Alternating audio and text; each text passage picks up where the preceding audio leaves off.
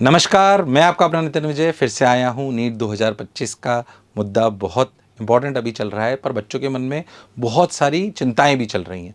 कल मैंने एक वीडियो बनाया था जिसमें 130 से नंबर वालों को क्या करना है उस पर बात करी थी, तो बहुत सारे लगातार कमेंट आते रहे। मेरे पास भी मैसेज आ गए कि सर हमारे तो इतने नंबर आ रहे हैं, इतने नंबर आ रहे हैं, हम क्या करें। तो हर इंडिविजुअल एक नंबर पे कि 310 वाले को क्या करना है, करना मुश्किल होगा।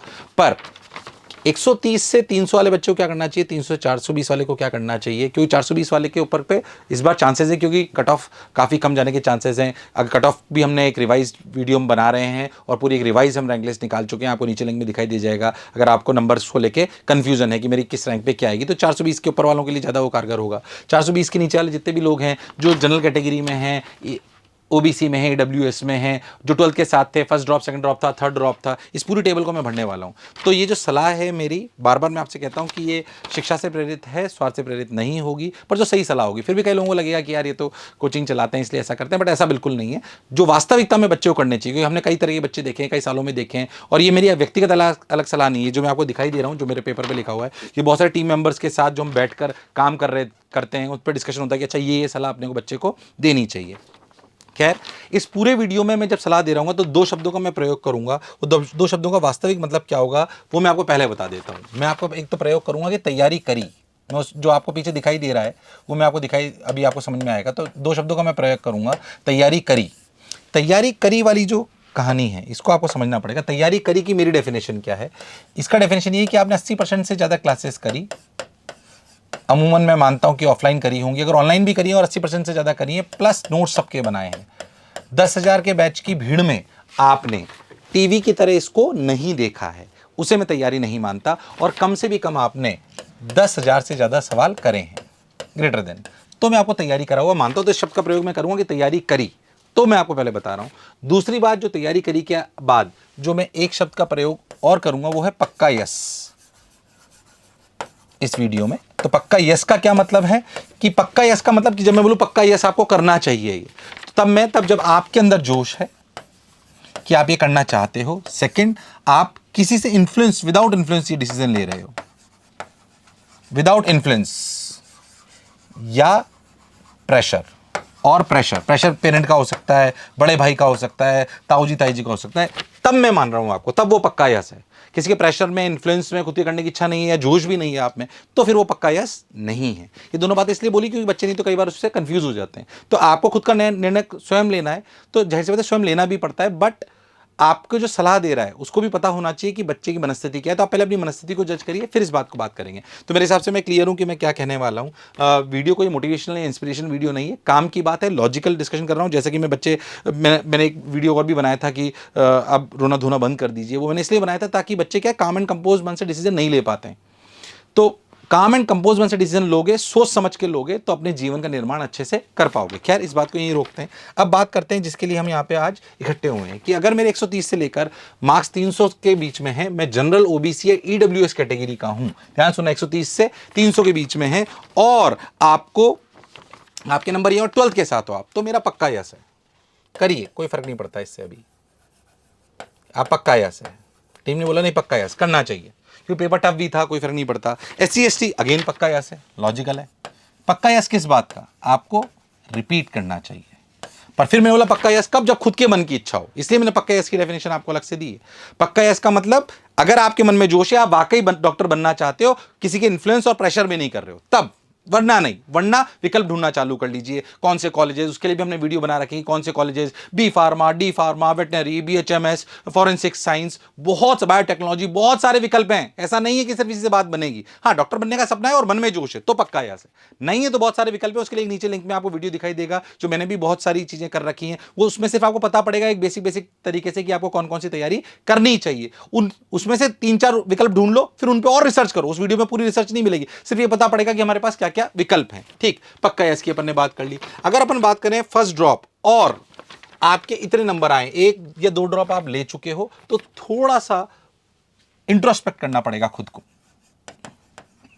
इंट्रोस्पेक्ट मतलब कि यार वाकई मैं कर पाऊंगा या नहीं कर पाऊंगा। अगर आप जनरल, ओबीसी और ईडब्ल्यूएस कैटेगरी के हो, अगर मैं कह रहा हूं कि अगर आप ये वाला एग्जांपल है, मैं इसमें बोलना चाहता हूं कि अगर आप खुद की मिस्टेक्स को ढूंढ पा रहे हो, मिस्टेक्स का पता है, तो ही ये चांस लें, वरना चांस लेने की जरूरत नहीं है। अगर अभी भी आपको पता आप डाइसी हो, पता नहीं होगा नहीं होगा, आपको आपकी मिस्टेक्स नहीं पता है, आप कंफ्यूज्ड हो, मत लीजिए।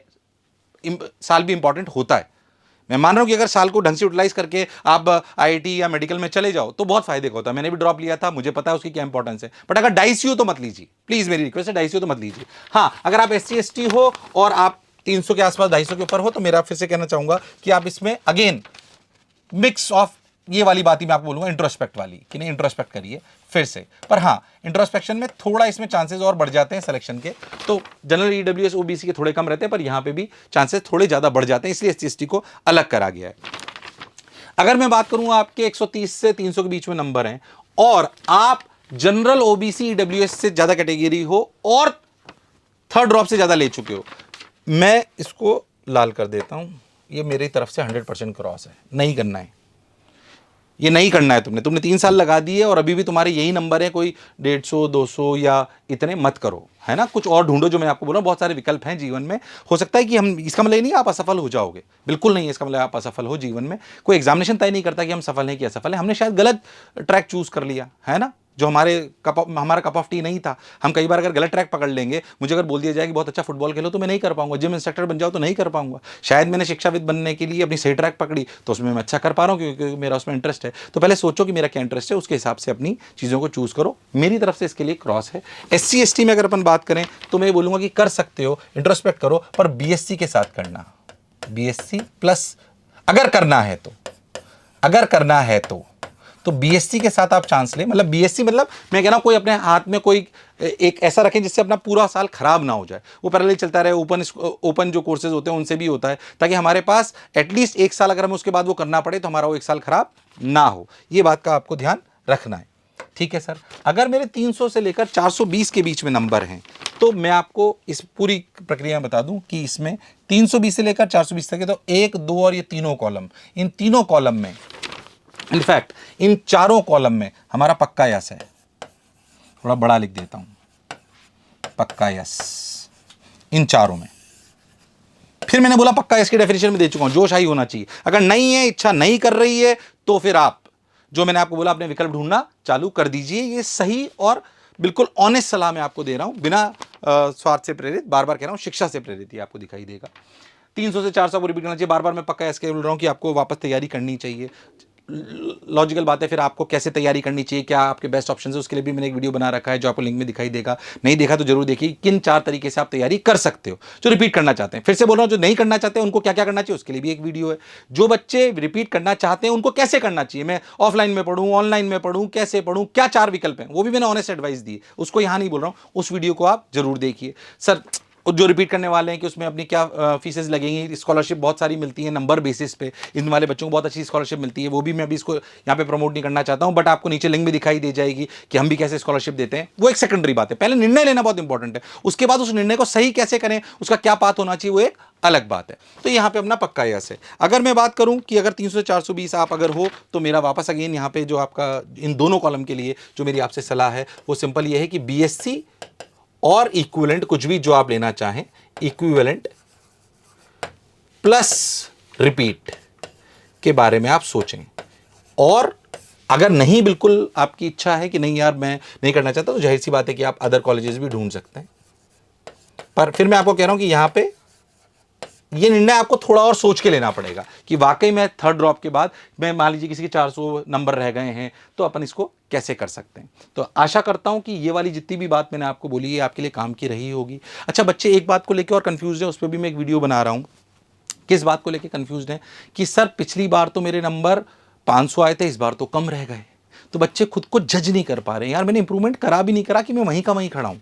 तो उनके लिए आगे का निर्णय लेना बहुत मुश्किल है, क्योंकि अगर उन्हें लगता है कि यार मैं पिछली बार से भी पीछे रह गया हूं तो वापस रेस में दौड़ूं या ना दौड़ूं। पर अपन समझे कि अगर आप अपने आप को सिर्फ मार्क्स के बेसिस पे कंपेयर कर रहे हो तो शायद ये गलत बात है। तो सर मेरे पिछली बार के नंबर जो थे और इस बार के जो नंबर हैं उसमें कैसे कंपेरिजन करूं, इसको लेकर मैं एक वीडियो बना रहा हूं जो आपके लिए बहुत काम का होगा, ताकि आपको कंपेरिजन में आसानी हो। मैंने जो नंबर्स बनाए हैं ये इस साल के नंबर के बेसिस पे बनाए हैं। तो ऐसे छोटे छोटे बहुत सारे वीडियो बना रहे हैं, सिर्फ एक वीडियो नहीं बना रहे हैं, ताकि आपको सही सलाह दे पाएं। मेरे साथ भी इतना प्रेम बनाए रखने के लिए, मोशन के साथ भी इतना प्रेम बनाए रखने के लिए बहुत बहुत धन्यवाद। Thank you.